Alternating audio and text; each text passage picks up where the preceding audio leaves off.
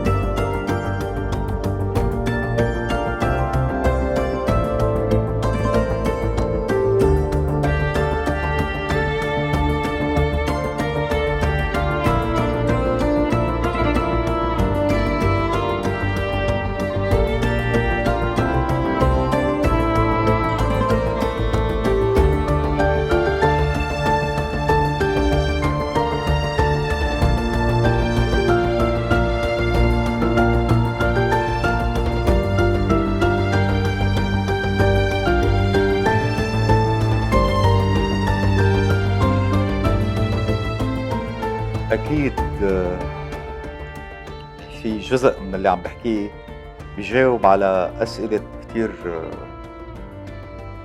أصدقاء وكتير متابعين يلي هلكوني حقيقة. وين كنت وليش اختفيت وكل هدول. طيب اللي عم بحكيه بيجاوب وين كنت وليش اختفيت. أنا ما عندي كان مشكل أقول أنه أنا اختفيت، أنا تركت، أنا كذا لأنه مرضت، بس ما كان عم بيكفي هيدا الجواب حقيقة. ما عم يعرفوا شو هو المرض اللي ممكن يخلي إنسان يغيب تماما، يسدل الستار على كل شيء ويمشي. طيب هيدا هو، وهيدي هي التفاصيل تقريبا كلها اللي ذاكرها. في اشياء ماني ذاكرها اكيد لانه مرق وقت، ولانه في اشياء اصلا ما بتعلق بالذاكره. في اشياء الذاكره هي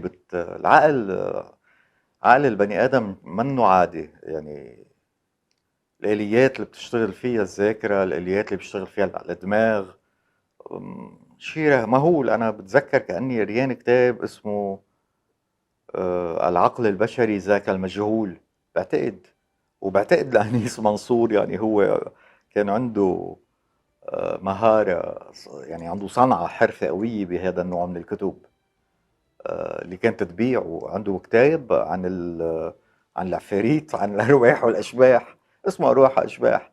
يمكن آخر مرة شفته بالمكتبة كان بطبعته 30 هيك بفترض. مهم، شو بدنا من كل التفاصيل؟ خليني ارجع على اوتيل ديو. انا باوتيل ديو بواحد من اهم مش من اهم، في مستشفيين مهمين بلبنان كان بهيداك الوقت، يعني قبل سنة 2000.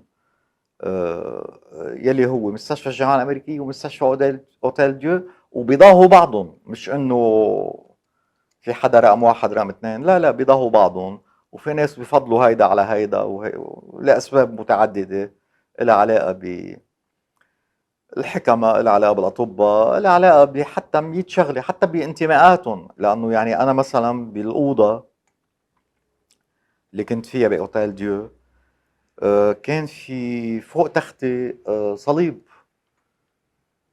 وبظن المسيح كمان، يعني المصلوب، مش بس الصليب وحده. ايه صغير.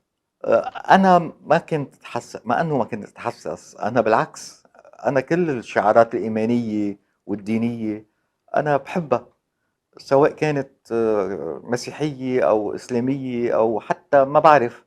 ما صح لي اعرف الشعارات اليهوديه، بس مثلا انا الشمعدان اليهودي لما بشوفه بالسوق اذا كان حلو بشتريه، يعني اذا ما عندي مشكله. هاي انتيك وما انتيك.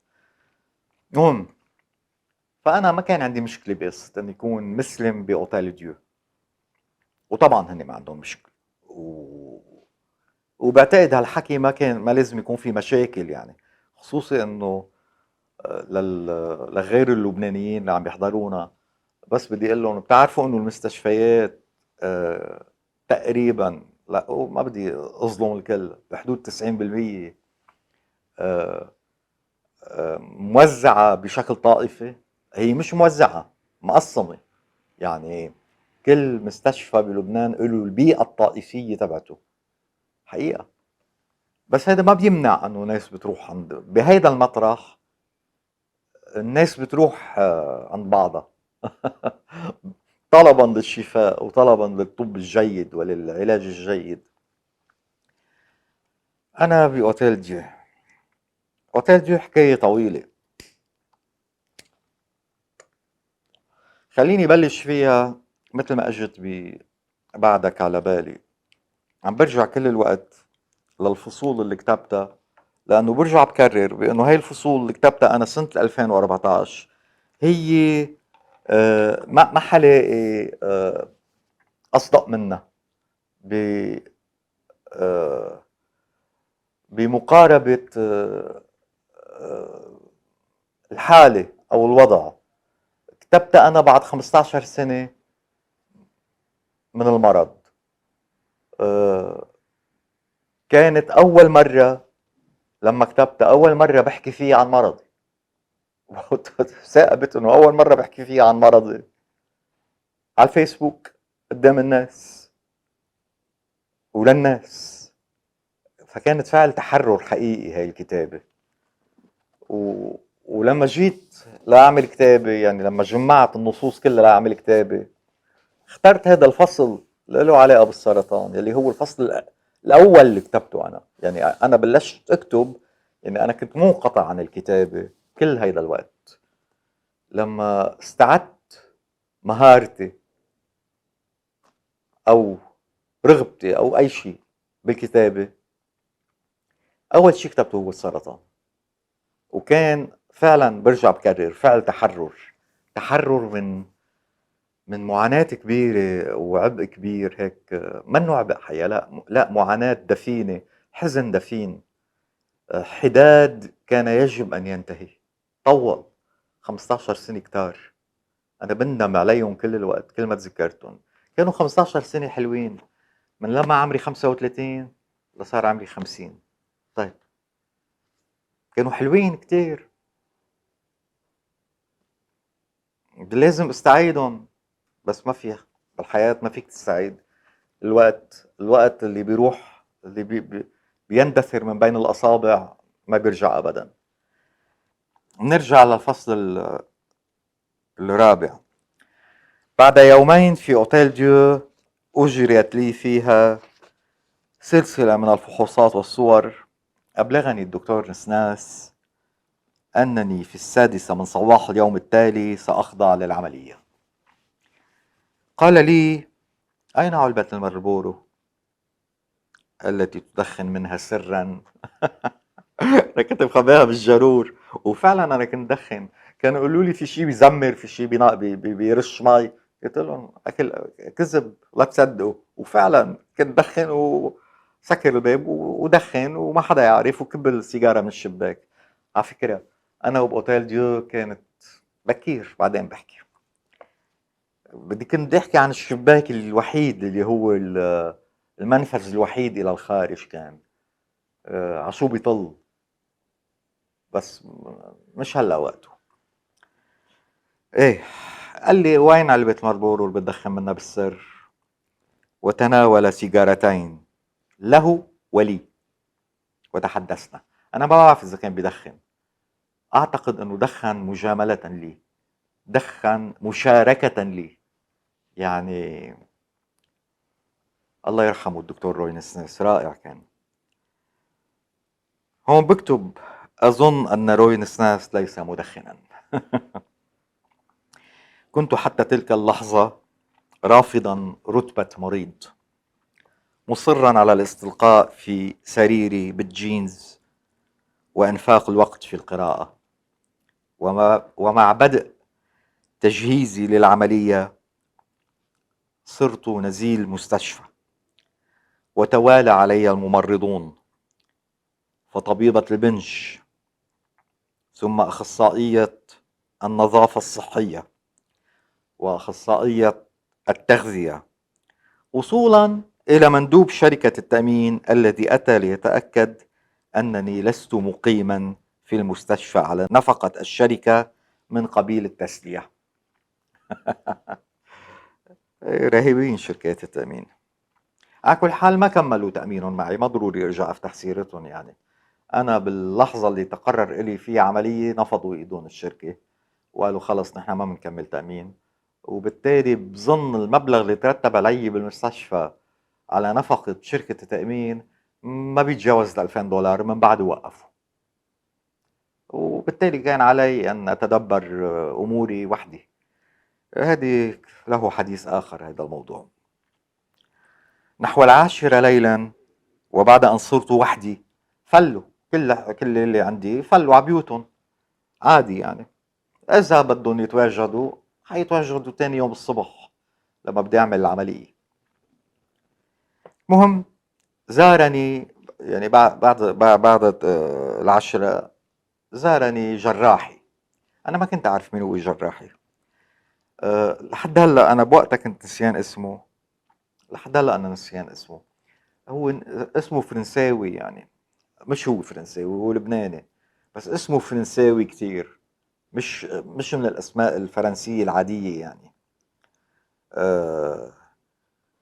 مش جابرييل أو ماكسيم أو لا أو جاك أو لا لا لا، اسم شوي صعب فما حفظت اسمه.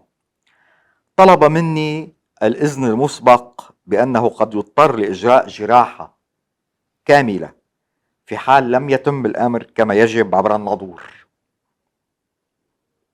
قلت له كلمة واحدة: أوكي. فهم أنني فهمت أن لا خيارات لي، وأن هذا الإذن الليلي كان من الممكن أن يبدو كوميديا لو كنا في مزاج جيد.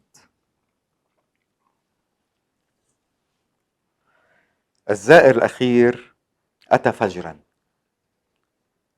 استيقظت من نوم متقطع على كاهن فوق رأسي يسألني بهدوء إن كنت قادرا على التناول. كنت أعرف ما هي المناولة في المسيحية. نظرت إليه ولم أنطق. استدرك بسرعة: الله معك، بمناولة ومن دون مناولة. عرف أنني مسلم.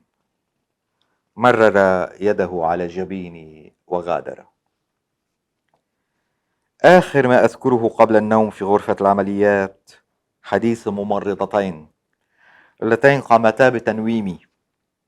قالت لي إحداهما: عد من 1 للألف. وانطلقت اثنتان في ثرثرة عن صديقة لهما تقوم بتغيير أثاث بيتها بالدين لمجرد الفخفخة، والله يساعد جوزها. حديث نسوان أصلي. مع عودتي إلى اليقظة لم أرى شيئا. ميزت صوت رشا فصرخت: غطوني غطوني، أنا بردان كتير. علمت لاحقا أن هذا ما حصل أمام غرفة العمليات، وأن زياد كان مشغولا مع مريض آخر يمسك يده ويشجعه ويقول له: كل شي منيح يا طلال، ما تخاف. إلى أن فتح الشاب عينيه ليكتشف زياد أنه ما زرقوان وأنه المريض الخطأ. قال له الشاب مع شبح ابتسامة: شاب عم يفيق من البنج يعني حرام. قال له: يا ريت كنت أنا طلال. يا الله، ليه منا هيك هالشاب.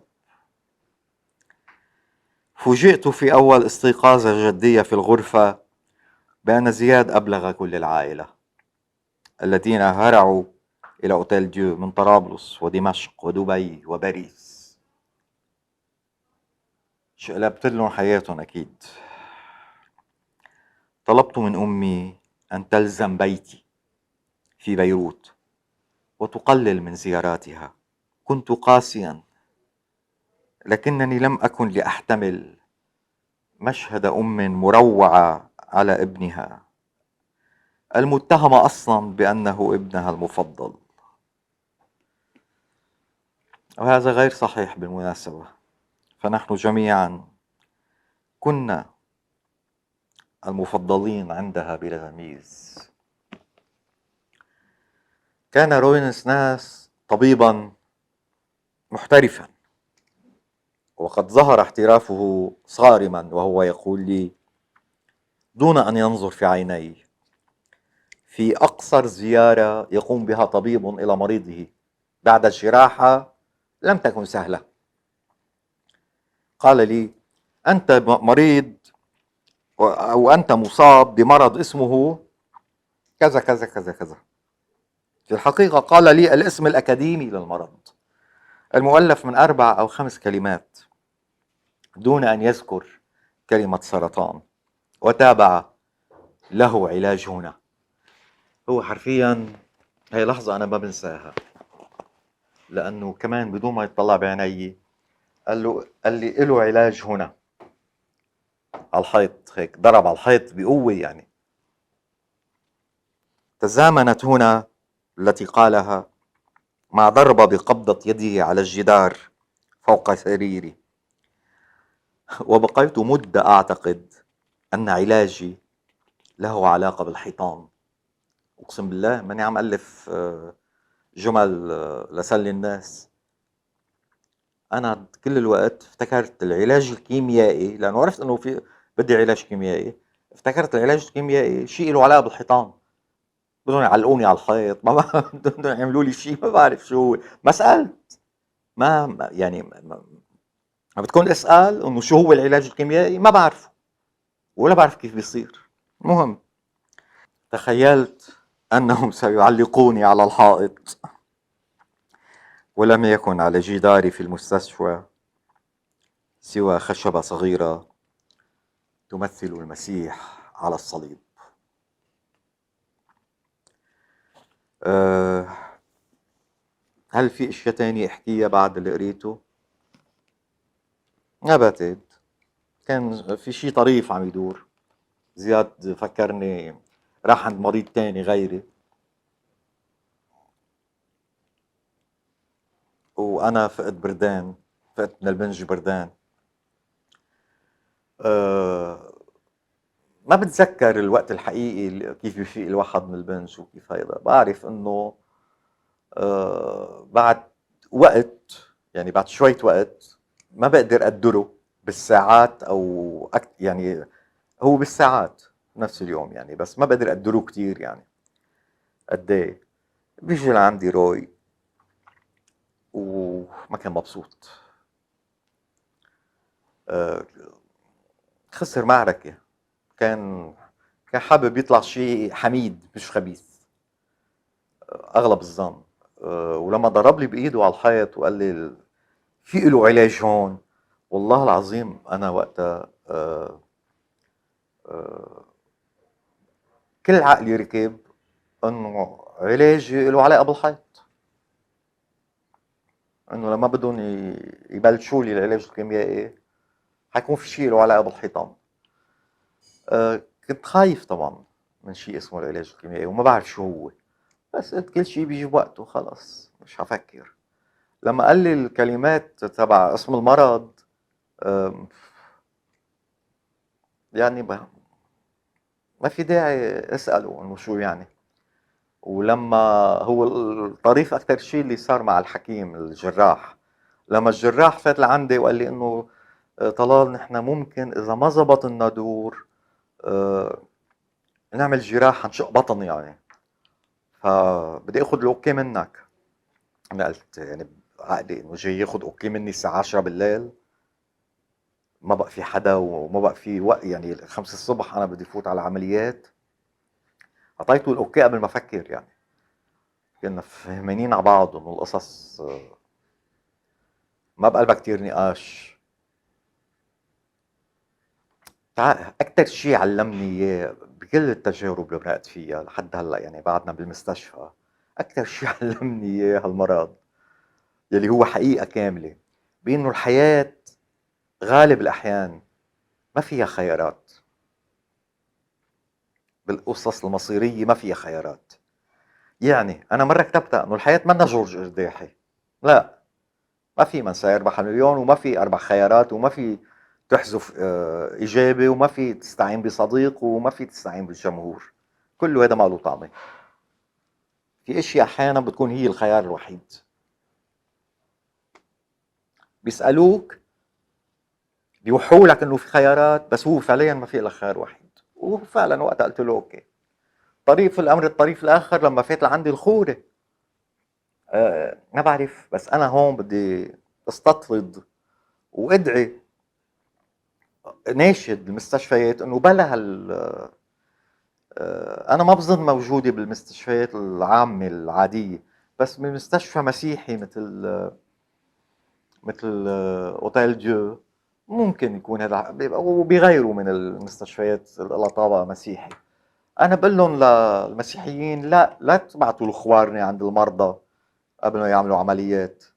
شو هيدا؟ كانوا عم تفولوا عليهم يعني. مش عم تفولوا، ما حدا بيفول على حدا، بس ما عم تعطوهم احساس حلو.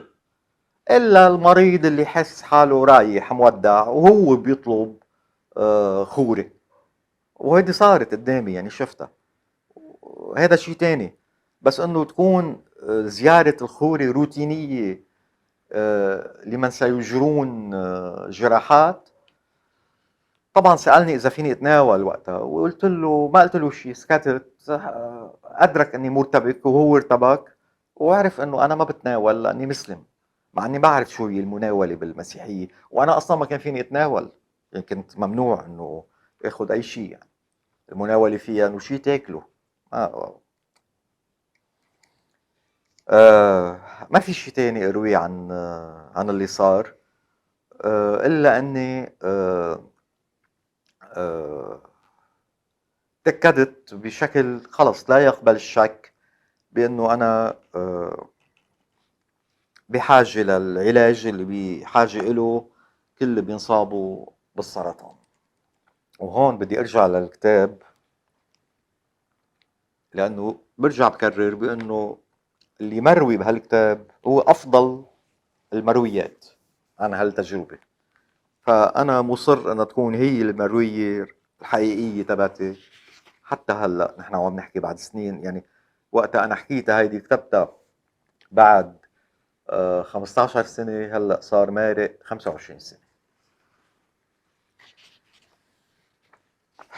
كانت الليلة الأولى بعد الجراحة الكبيرة والصعبة بديعة. إيه كانت بديعة. أتت رئيسة الممرضات المناوبة وقالت لي: لن تشعر بآلام، سنحقنك إبرة مورفين. خلال دقائق صرت بين الغيوم، وقاومت الإغفاء ببسالة لكي أتمتع بمورفيني. فقط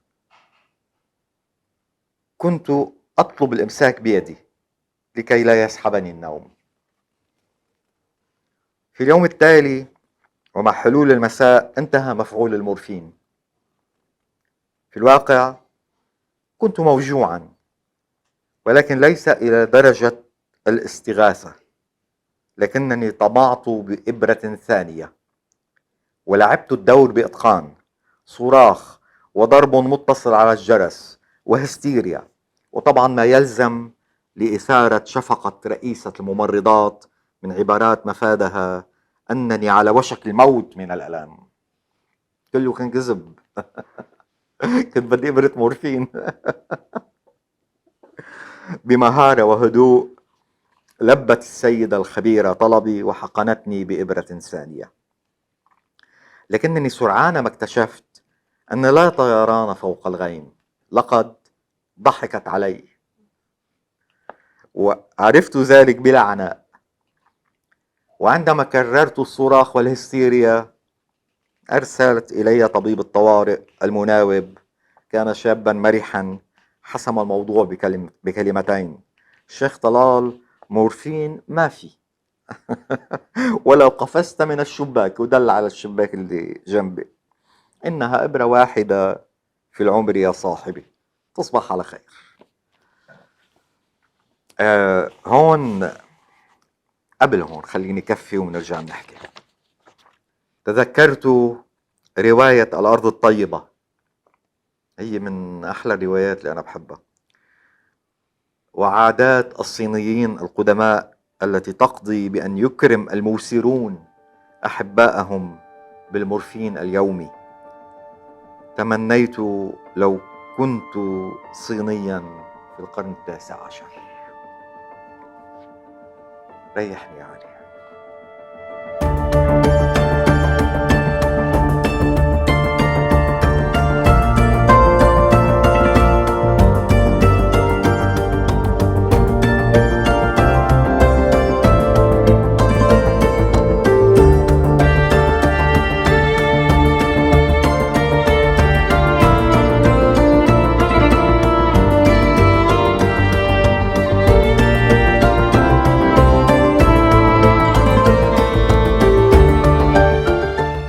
اليوم الثالث تأجل سرطان، إذ دخل على الخط تطور أكثر إلحاحا من جراء الجراحة.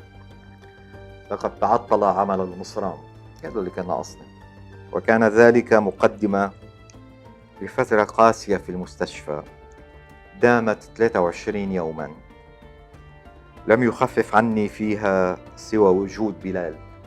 بلال يعني بلال لبان، زميلي وصديقي الذي صار أخي في أوتيل ديو. لقد لازمني بلال طوال 23 يوما.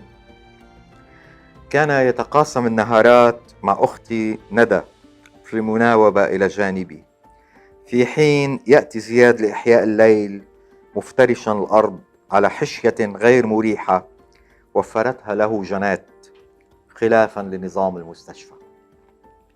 منعوا عني الطعام والماء وربطوني بالنرابيش والأمصال، وفوق ذلك لم أكن قادرا على الحركة حتى في السرير. ووجدت في بلال الشخص الذي يحميني من الممرضين. لم أستسغ انتهاك خصوصياتي على أيدي غرباء ودودين يقومون بعملهم بجداء. حصرت هذه الصلاحية ببلال. كنت موقنا أن زياد لن يحتمل مثل هذه المهمة، فهو كان منهارا مثلي، وحتما لم أكن لأجد غير بلال لمساعدتي في مخالفة الأوامر والقواعد. لقد أعطوني قطعة شاش وسمحوا لي أن أبللها بالماء وأضعها على شفتي.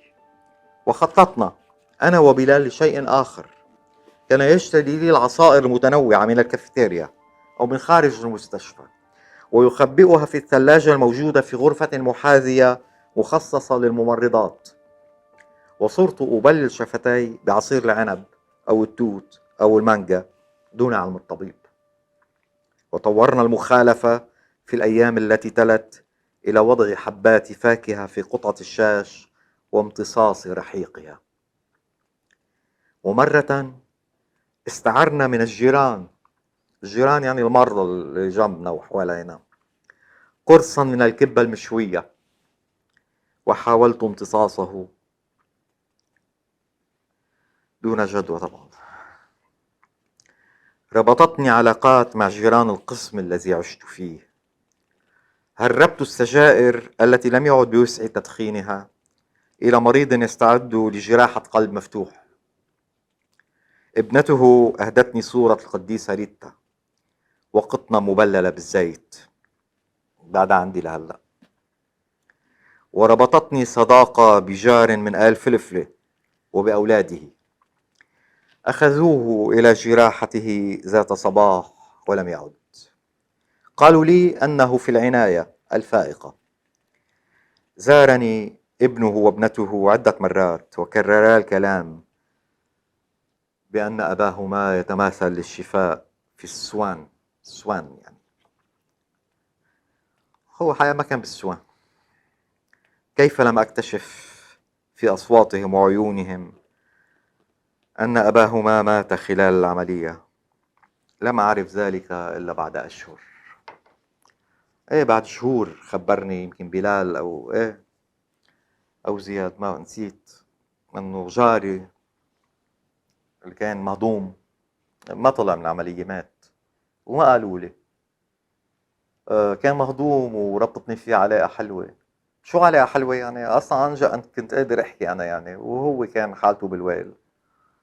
حطوه جنبي بالغرفة، ما هي غرفة درجة تانية. حطوه جنبي بالغرفة بس ما ضاين، لأنه أنا كنت كل الوقت أطفي الأي سي وهو كل الوقت بده أي سي، وأنا ماني متحمل أي سي. أنا بعدني نفس الأعراض ما خفت، وبعدني وعم خففها بالبنادول يعني، وما عم تخف وما في اتحمل برد. أصلا كنت بردان كل الوقت. فطلب نقله ونقلوه. كان يعيط لي الشيخ طلال، ما بعرف ليش استعمل لي لقب شيخ طلال شيخ طلال، حتى لدرجة انه الحكيم اللي لما عملت هستيريا على ابرة المورفين انه بدي مورفين هلا، وعطتني ابرة طلعت معنا مورفين، شيء نوع من الكودايين او شيء هذا خفيف طبعا لتسكين الالام، منه لا اكثر من هيك. جنيت انا وانه عرفت انه منه مورفين. ما لو اللي جرب مورفين بيعرف اكيد انه هذا المورفين يعني انت عم تسبح مع بالغيوم يعني. وسعيد ومبسوط وحياة بتجنن. شو حلوين الصينيين بفكرتهم انه الواحد لما بيصير فوق الستين، ايه ما ضروري فوق 80، لا فوق 60 بصيروا بيأمنوا له حصته اليومية من المورفين لحتى ما يعيش بآلام. هلا ما بعرف، يمكن البديل، ما بدي شجع على المورفين طبعا، بس يمكن البديل انه بدل ما يعيش بآلام بيعيش آه، بمعاناة أخرى ما بعرف شو هي أصلا طبيا، ما بعرف حقيقة. المهم أنا ما أعطوني المورفين وبعتوا لي الحكيم اللي قال لي شيخ طلال وقتها ما تفكر، ما في منه هذا بقى، خلص أنت حصتك خدتها، وهيدي بتتاخد مرة واحدة بالعمر وخلص. أه كل هدول أوكي. بلال ما بعرف مين خبره. طبعا كل عائلتي لقيتها جنبي فوق راسي. أه اختي ندى تركت دبي واجت على وجه السرعة. اختي روبا تركت باريس واجت على وجه السرعة. اخواتي كلهم اجوا من طرابلس. طبعا امي المروعة بانه كل هالشي صار بدون علمها. مع هيك ما كان وقت عتاب، وهي ما الطف من انه تعاتبني، كان همها ان يكون منيح. بس انا طلبت منها بوضوح، قلت لها انت خليكي بالبيت، ما تكتري زيارات لهون، انا شكلي باقي، خصوصي بعد ما عرفت انه مصراني تعطل. مصراني وقف عن الشغل تماما، وهذا استدعى اني انحط على المبريج يعني وعلى المصل. يبدو الجراح كان ايده شوي قاسية، فضرب شي بالمصران وعطله، وكنا ناطرين بقى يمشي المصران، وبطل يمشي المصران 23 يوم. ايه مثل ما خبرت، مثل ما كنت عم بحكي، بلال اجا. بلال تولى دغري، هو كلف نفسه بمهمات كتير دقيقة ومنع الممرضين يعملوها، انه هو بيعملها. آه، اكيد فهمتوا شو هي المهمات لشخص طالع من عملية جراحية مشقوق من هون لهون وبصران ومعطل ومحطوط عن باريش. هي مهمات لها علاقة بخصوصياته لهالإنسان يلي هو أنا، هالمريض يلي ما يعني منه معود أصلا ينتهك بهالطريقة. آه، من غرباء ومن هلا لا معود لا من غرباء ولا من قريبين يعني، ولكن في اشياء اضطراريه لازم تنعمل. لازم اقوم على التواليت من وقت لوقت بصعوبه شديده طبعا. واصلا شو في بالتواليت يعني، كنت شو بده يحكي الواحد. طبعا انا من اول يوم شعرت بانه قصه الشاشه المبلله بالمي ما حتكفيني. ما حيك يعني انا ما حقدر ضاين هيك. فقلت له لبلال ووافق معي. كنا ما كنا عم نلعب انا وبلال. آه، كنا عم نفكر صح انه اذا نتفة عصير اجت على شفة الواحد وحس بطعمتها، شو حيأخر ويزيد ويقدم بالحياة هيدا؟ ولا شيء. وهذه الحقيقة يعني اللي عملناه صح، منه غلط. طبعا القواعد الطبية واللي بيقولوها الأطباء صارمة ودقيقة، لأنه بيخافوا. بلكي بلكي أعطاني الحكيم احتمال صغير أني والله فيك تاخد أو فيك تمص بدل المي شو اسمه أناناس. قوم أنا أشرب الأناناس وبعمل كارثة ساعتها. هذا إذا فيني أشربها، أصلا ما كان فيني أشربها يعني تقنيا ما بيمشي الحال. مهم كان بلال يروح يجيب لي هالانواع العصير ومبردة، بدي اياها باردة بهالصيفية لتكون منعشة، ويبلل لي ونحطها. واحيانا يجيب لي قطعة تفاح مقشرة مثلا. كله ما كان حقيقي، بس هذا الوهم مع لمسة واحد لو 1 بالمليون من الحقيقة انه انا حسيت بطعمة التفاح. مرة لما طلب هذا اليوم الأخير اللي قضاه فلفلة، الله يرحمه، اللي قضاه عايش، لما طلب يبدو من أهله وانا حسيت انه في شيء، لانه قبل كل شيء جابوا له كبه مشويه على المستشفى، وهذا يندر يعني. كان مشتهية يعني، كانت الاكله الاخيره بحياته. وبعدين جابوا له خوري، يبدو خوري العيلة او خوري الرعية او شيء. ف اكيد صار في شيء له علاقه بالاعتراف او بالهذا، يعني صار في شيء له علاقه بانه كانه في طقس ما مسيحي يعني له علاقه بالشخص اللي 90% رايح على الموت. لما جابوا له كبه انا اشتهيتها، قلت له بتعطيني قرص كبه؟ قال لي كيف ما بعطيك يا شيخ طلال. قام بلال جاب قرص الكبه، فتحناه، حطيناه بالشاشه، وحاولت جهدي، كان صعب قرص الكبه، ما بينمص. بس مع هيك اشبعت على الاقل بعيوني بالسلوك اللي عملته. آه، مش اشبعت، اخمدت رغبتي الشديده بالاكل. هلا عم بحكيه منه هين على فكره، يكاد يكون اصعب مرحله مرقت فيها بهالتجربه اللي لها علاقه بالمرض. ايه، حتمرق علي بعدين اشياء اصعب وكتير بالحياه، يعني مش بس بمرض السرطان صحيا، بس هيدي تحديدا هالتجربه معلمة فيه. متذكر انه احدهم مرة اجا زارني، بعرف من هو بس ما حقول شيء ما يزعل هلا اذا كان عرف حاله، اذا كان ذكرت اسمه. زارني وطول يبدو بالقعدة وجاع، فجاب شيء يمكن طاووق وبيبسي، فانا شميت ريحة الثوم وشفت البيبسي. وانا قبل كل القصة، قبل كل اوتيل ديو، انا لا كنت حب الطاووق ولا كنت حب البيبسي، بعمري ما بشرب بيبسي مع اي شيء، ما بعتبرها مشروبي يعني. انا من بعد ما طلعت من المستشفى ومن بعد ما قدرت اكل واشرب يعني طبعا، ب رويدا رويدا، ياه ضليت وقت طويل اطلب طاووق مع توم واشرب بيبسي. حط هالبيبسي بكباية طويلة، حط لها تلج وتلذذ فيها، وقول هيدي نعمة من نعم الحياة انك تقدر تشرب بيبسي. لما راح فلفلي على عمليته، رجعوا اولاده وقالوا لي انه بالسوام، ابونا بالسوام. ايه، وانه مشي الحال، وهيدا ما دغري يعني، اكيد اخذوا وقت يعني لانه ابوهم توفى. بس ما بين عليهم، او يمكن بين عليهم وانا ما انتبهت، ممكن انا ما انتبهت، ما انا مصراني معطل وعايف خلاقي يعني. كانت اختي ندى تداوم بشكل طويل عندي، وكانت صامتة كل الوقت تقريبا. الحكي الوحيد اللي تحكيه هو مع الأطباء أو مع الممرضات، وغالبا يكون حكي عملي.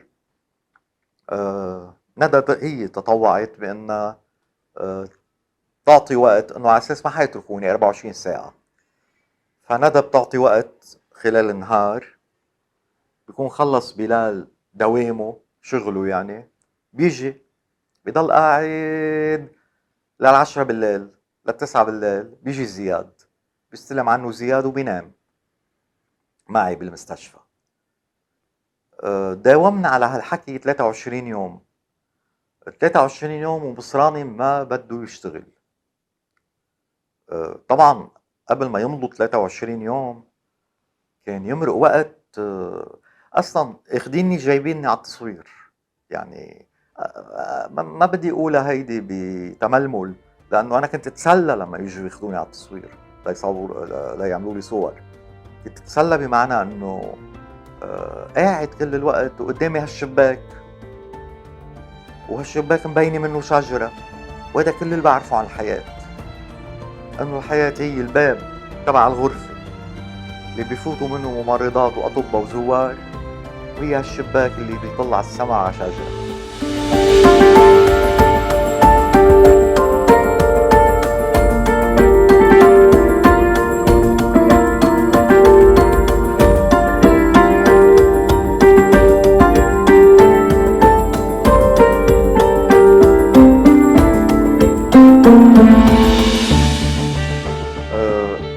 اجوا كتار لعندي طبعا، بشفي من بيناتهم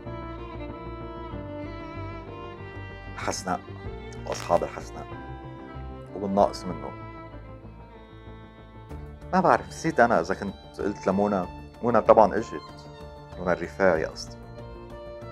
منى إجت وسلمى الحج علي إجت.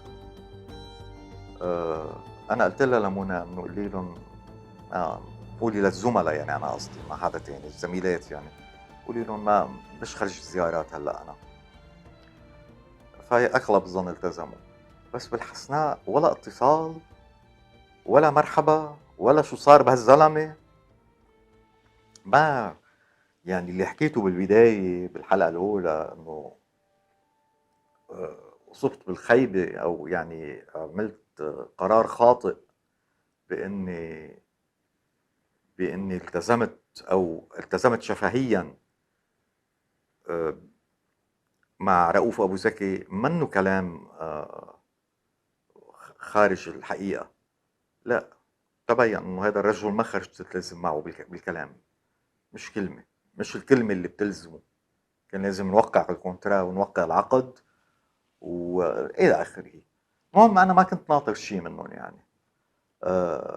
في شيء لازم أحكي عنه، هو الشق المالي. القعدة بأوتيل ديوكل هذا الوقت طبعا مع صور وتحاليل كل الوقت، وبدهم يشوفوا كيف يعني ما بقى همهم. نحن ما عم نحكي بعلاج السرطان، عم نحكي شو بدنا نعمل مع العطل اللي خلى المصنع يبطل يمشي. كله هذا مكلف، وكان عم يتشرج علي مال حقيقي. آه، يعني اللي كان معهم مال قادرين يعني اللي انا طبعا ما عندي ولا لوم على اللي ما كان بقدرتهم، لاني انا منهم ما كان بقدرتي يعني. انا خلص كنت على الحديده. كانت اختي ندى بطليقتهم، كان تطوع الدغري بانه كل ما تملك يعني انه موجود بتصرفنا. بفتكر ابن خالتي كمان، اني ما خبروني، بس انا بفتكر انه ايه، ابن خالتي تطوع وقدم ما يلزم ان يعني اللي لازم يقدمه. زياد خبرني بانه الاطباء عم يقولوا انه آه، معي سرطان الغدد اللمفاوية، يلي هو قريب من اللوكيميا، من سرطان الدم، من نفس العيلة يعني. لكن بعد ما بيعرفوا أنا بأي درجة. بعد شوي يعني بعد ما يخلص موضوع المصران، حيخبرني زياد انه تقديراتهم انه الدرجة الثالثة، هذا المينيموم يعني، مش اقل من الدرجة الثالثة. بس هالشي لا يتأكد الا من بعد اجراء فحص له علاقة بالعظم يعني. فحص معروف يعني، عملته لاحقا انا يعني. عملته لاحقا ليتبين انه انا بالدرجة الرابعة يعني. يعني هاي الدرجة، يعني هو السرطان 4 طوابق. بعد الطابق الرابع نصير فوق. ف... هيك مبدئيا لازم يعني، بس ما كل شيء نهائي. والدليل اني انا كنت بالرابعة ما طلعت لفوق لحد هلا. كيف يعني؟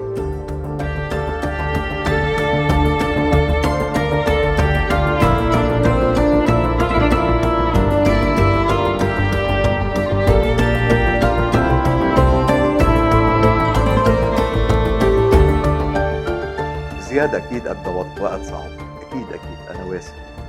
اكيد انه لما كان يروح على بيته ما كان يكون مرتاح. ولما يجي لعندي ينام على الارض هيك. يعني انا سميتها حشيه بالهون. هي حشيه يعني، هي هيك شيء بيشبه الفرشه، ما أنا فرشه يعني. واللي عطتنا اياها ما بالاوتيل ديو ما في منه هذا الحكي انه حدا ينام عند المريض. بس انا كان وضعي بده نظر يعني، نظر بشكل خاص. فجنات وحده من الممرضات الكتير لطيفات يعني. كانت ممرضة لطيفة جدا، وحبوبة. جنات هي اللي كانت تأمن له إياها للفرشة كل يوم الساعة 12 بالليل. هو يجي الساعة 10 12 بالليل بعد ما يكون القسم كله نام وصار في هدوء، تهرب له الفرشة وينام عليها هو. شو بتذكر من هالمرحلة هاي، من هالأيام الصعبة اللي قضيتهم؟ بتذكر أن كنت عني كتير وكنت متطلب ومثل كل مريض كنت مقرف للي حوالي، يعني قد ما كان عندي تذمر وطلبات وعصبية، ويطلع خلي عفلان ويطلع خلي عفلانة من جملتهم مرضى. مش مرضى، رئيسة ممرضات. تجرت وتعبت وفعلا انا موجوع مع اني عم مثل، فصرت رنلها مرة واثنين وثلاثة وسبعة، يا حرام وتجي بالاخر. مدري كيف انتبهت، لقيت بطنها قدامها يعني كأنها بالشهر التاسع، مش يعني هي ما كانت بالتاسع، يمكن كانت بالثامن. فقلت لها بعصبية، قلت لها انت حبلة؟ قالت لي ايه ايه. قلت لها وشو جايبك لهون؟ قالت لي شغل. قلت لها شو شغل؟ لازم تكوني ببيتك. قلت لها بهدلي انه ما بيصير انت حامل وتكوني هلا موجوده ومع المرضى ومع الاوبئه ومع وحقيقه من بعد هاي المره بدري شو حطت لي. كانوا يعطوني ادويه، احيانا مش ادويه، احيانا يكذبوا علي انه اعطوني ادويه، لانه بيعرفوا يعني هول معايشين المرضى وبيعرفوا انه المريض احيانا بيكون في شيء بيكون الوهم مفيد له، فشيء وهمي يعني احيانا، لانه ما معقول تعطيني 7 مرات ادويه ورا بعضها. فكانت تلعب علي. بس بعد ما عملت معها هيك ابتسمت هي، وعرفت انها مع مريض منه عادي، يعني عصبي بس بنفس الوقت لطيف، ونسي كل شيء وصار قلبه على الجنين. من الاشياء اللي كمان بتذكرها، هو في شيء بقصد بتذكر وفي شيء انا ما عملته. انا تحديدا بلال ما قلت له يسلمه، ما قلت له ميرسي يا بلال، ما قلت له الله بعث لي اياك يا بلال ولا مره. ضل بلال من وقتها يعني ما تركني ابدا. بلال من وقت لوقت على طول بيحمل حاله من بيروت وبيجي. هلا بايام الكورونا شوي خفف، بس المهم هلا المناسبه اني اقول له بلال ما فيك تصدق قد انا بحبك وقد انا ممنون لك. ولا خلص اكثر من هيك ببكي.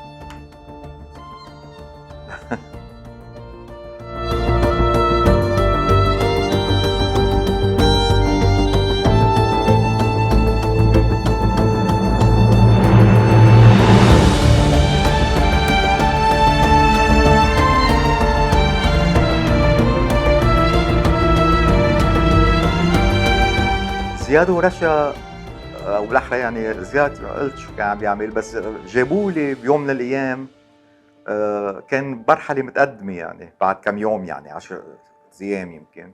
جابوا لي مره نور، طبعا ما فاتت على القسم مطرح المرضى. انا قمت مشيت بكل صعوبه، ضليت امشي 10 دقائق مسافه قصيره لوصلت على الباحه تبع المستشفى، يعني الباحه الخارجيه، وشفت نور لمدة دقيقتين ويط عليهم. كيف بتجيبوه على المستشفى؟ امي كانت عم تعاني بصمت كل الوقت، ويمكن عم تصلي بصمت. لحد هلا ما بقدر فسر ليش انا بكيت مع الكل. بكيت مع عمتي لما اجت لعندي، بكيت لشبعت. بكيت مع خالتي لما اجت لعندي، بكيت لشبعت. الا امي، هي تحضر امي تنشف دمعتي، ولا ممكن ابكي قدامها. ما كان فيني ابكي قدامها. ما كنت اعرف شو عم فكر، ما كنت اعرف شو هو الدوافع اللي عم تدفعني نحو هالسلوك يعني، او نحو هالقرار. بس كان صعب، مثل ما كان صعب اني اطلب من زياد شغلات ما كان خاطرنا بالحياة انه نطلبها من بعض يعني. فطلبتها من بلال، هي ما طلبتها، بلال تطوع يوم فيها. اخيرا يبدو انه بلش المصران يعطي اشارات بانه جاهز يستعيد لياقته، وهذا كان مبشر. كان الحكي فعليا بعد 20 يوم او 21 يوم.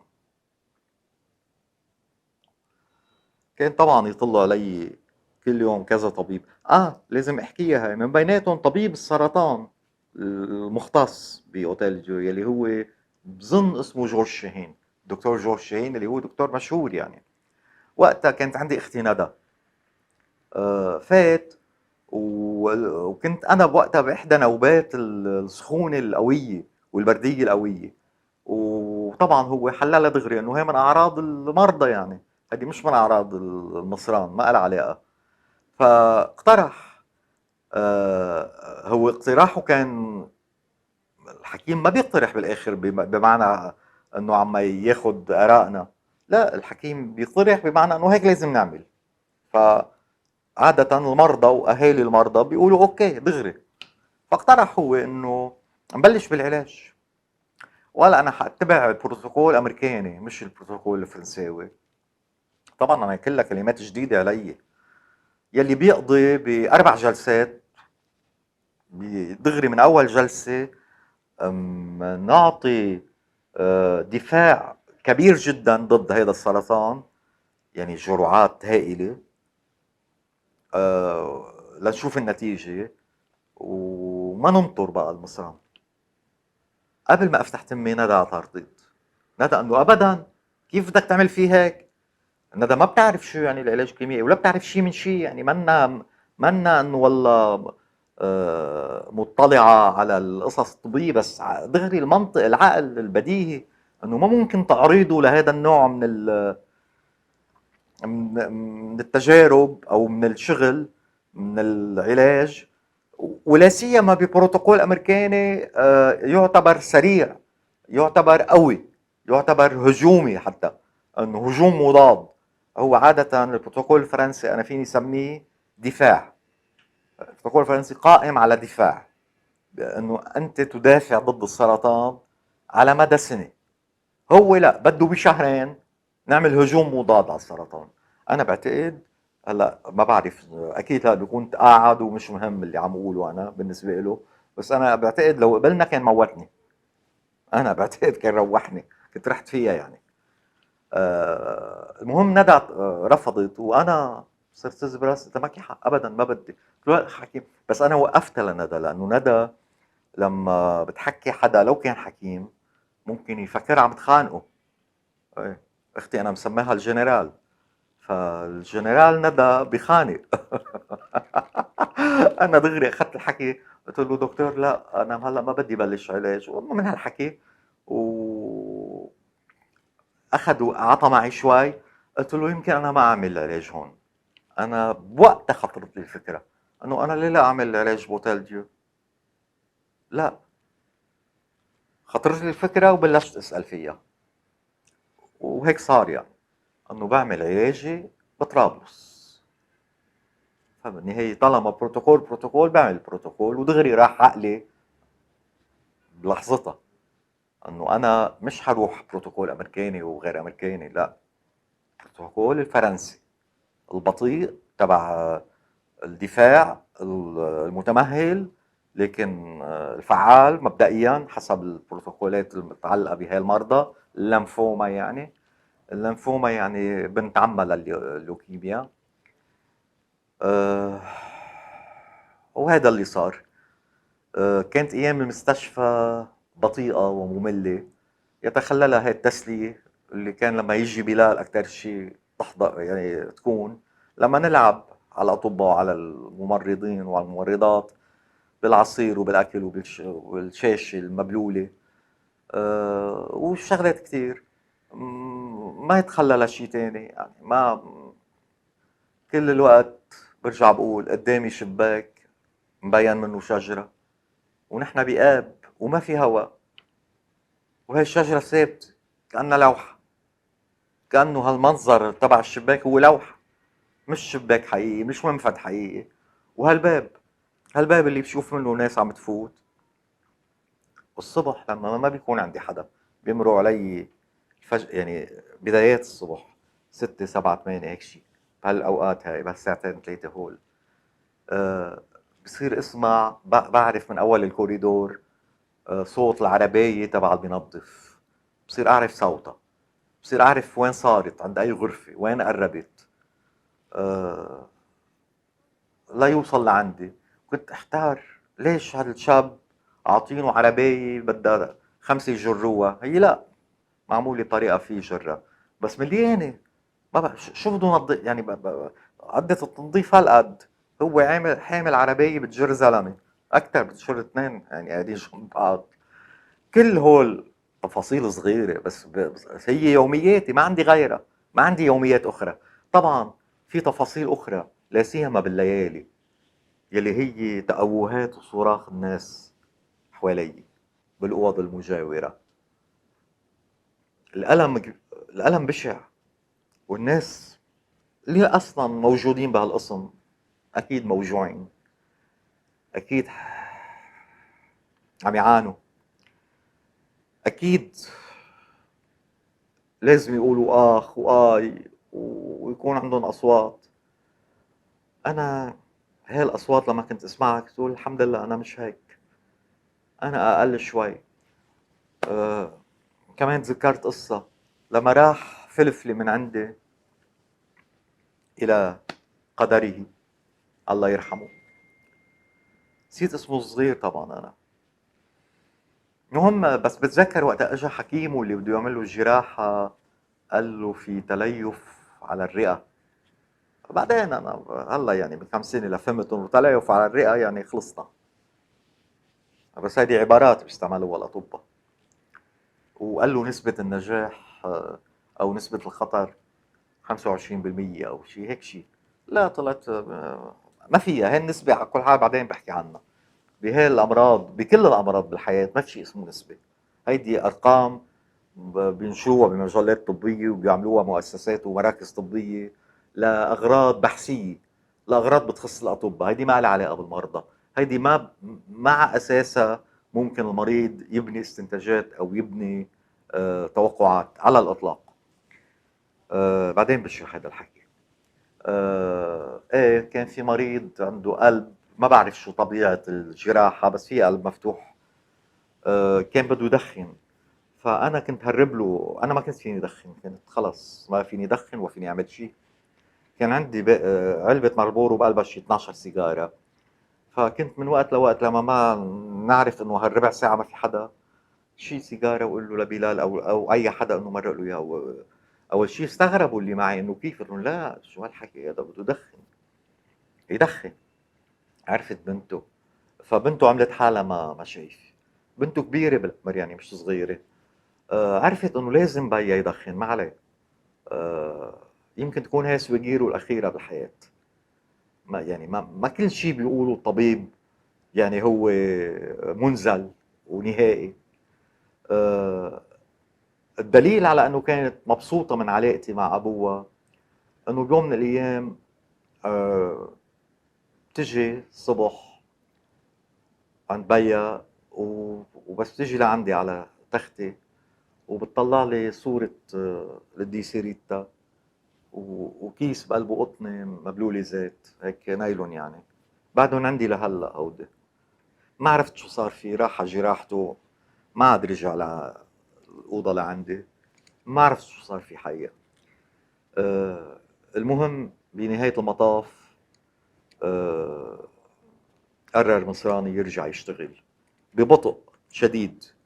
ومثل ما قلت أنا عرفت تقريبا باليوم العشرين إنه في مؤشرات على إنه بلش يشتغل.